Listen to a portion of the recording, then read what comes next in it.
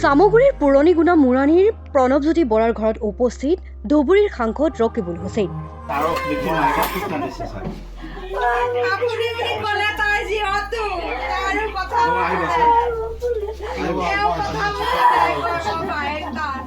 উপস্থিত হৈ গভীৰ শোক প্ৰকাশ কৰে সাংসদগৰাকীয়ে।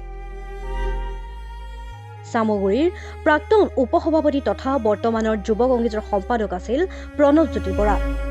মৰণোত্তৰ পৰীক্ষাত চিকিৎসকে প্ৰকাশ কৰা প্ৰণৱজ্যোতি বৰাৰ মৃত্যু হত্যা নহয় হৃদয়যন্ত্ৰৰ ক্ৰিয়াৰ বন্ধ হৈ মৃত্যু হোৱা বুলি মন্তব্যক মানি ল'ব পৰা নাই পৰিয়ালৰ লোক তথা সাংসদগৰাকীয়ে। ঘটনা সন্দৰ্ভত সাংসদগৰাকীয়ে উচিত তদন্তৰ দাবী উত্থাপন কৰে। কিছুমান সময়ত কথা ক'ব নোৱাৰি।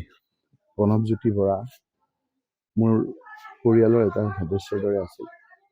সেইকাৰণে মাকে যিদৰে বিনাইছে এই সময়খিনিত মই কথা ক'ব পৰা অৱস্থাত নাই। এই সৰুতে এনেদৰে হেৰাই যাব বুলি মই ভবা নাছিলোঁ। আজি মই বেছিকৈ এইবিলাক কথা ক'ব বিচৰা নাই। মই কেৱল ক'ম যে ঘৰখনে কোৱাৰ দৰে অকালতে যিদৰে মৰহি গ'ল উচিত বিচাৰ হ'ব লাগে আৰু দোষীক শাস্তি পাব লাগে। হত্যাকাণ্ড হৈছে বুলি সন্দেহ প্ৰকাশ কৰিছে, কিন্তু আৰক্ষী অধীক্ষকগৰাকীয়ে কালি কৈছে ইতিমধ্যে যে এইটো মানে মই ততাতৈয়াকে পষ্টমৰ্টেমৰ এনেধৰণৰ ৰিপৰ্ট দি কৰাটো কিমান সমীচীন হৈছে তেওঁলোকে ভালকৈ জানিব। আচলতে আমি যিমান দেখিছোঁ পষ্টমৰ্টেম ৰিপৰ্ট নিদিয়ালৈকে কোনো ধৰণৰ আপোনাৰ বক্তব্য নিদিয়ে। গতিকে ঘৰখনে কৈছে যে অকালতে এনেকৈ ল'ৰাটো গুচি গৈছে, যাৰ গৈছে সিহে বুজি পাইছে। মই আজিৰ তাৰিখত এইখিনি ক'ব খোজা নাই। গোটেই কাকতে পত্ৰই আপোনালোকেও কৈছে যে এইটো এটা ৰহস্যজনক মৃত্যু। ল'ৰাটো আহিছে, বিয়া খাবলৈ যোৱা ল'ৰাটোৰ এনেকৈ হাৰ্ট এটেক হৈছে, সেই কথাটো চবেই মানি ল'ব খোজা নাই। আজি মই অধিক কথা নকৈ, অতি মৰ্মান্তিক এটা ঘটনা, অতি মৰ্মান্তিক। যাৰ গৈছে সি বুজি পায়। কি ধুনীয়া ল'ৰা, সুস্থ সবল ল'ৰা, বিয়া খাবলৈ ওলাই আহিছে, তাৰপিছতে চাৰ্টটো নাই। সেই কথা বতৰাবিলাক সন্দেহ নহয় জানো? যিটো বাতাবৰণ চলিছে, এনেধৰণৰো হৈছে ঘটনা যে পুলিচক মাৰিছে, পুলিচে আপোনাৰ কেছ দিছে, তাৰ কেছ দিয়া এজাহাৰখনৰো সলনি হোৱাৰ অভিযোগ আহিছে। গতিকে কি চলিছে কি নাই কেৱলকে আপোনাৰ প্ৰেছ কনফাৰেঞ্চ কৰি এনেধৰণৰ কথা কোৱাটো কিমান সমীচীন হৈছে সেইবিলাক সদাশয় ৰাইজে আৰু আইনে এইবিলাক কথা চাব। ঘৰখনত আহি এই ধৰণৰ কথা ক'ব পৰা অৱস্থাত নাই। অতি মৰ্মান্তিক। যাৰ গৈছে তেওঁ বুজিছে। মই সেইকাৰণে পৰিয়ালটোৰ লগতো তেওঁলোকৰ লগতো কথা পাতিম যাতে ইয়াৰ এটা উচিত আপোনাৰ বিচাৰ হয়। তাৰ কাৰণে মই প্ৰশাসনক অনুৰোধ কৰিম। এই সময়খিনিত মই সঁচাকৈ ভাঙি পৰিছোঁ। আপোনালোকে জানে যে ৰোজা চলি আছে। মই 12টা-1টাত আহি পাইছোঁহি ৰাতি, তাৰপিছত ভাতো খাই ইয়ালৈ আহিছোঁ। মই এটা উচিত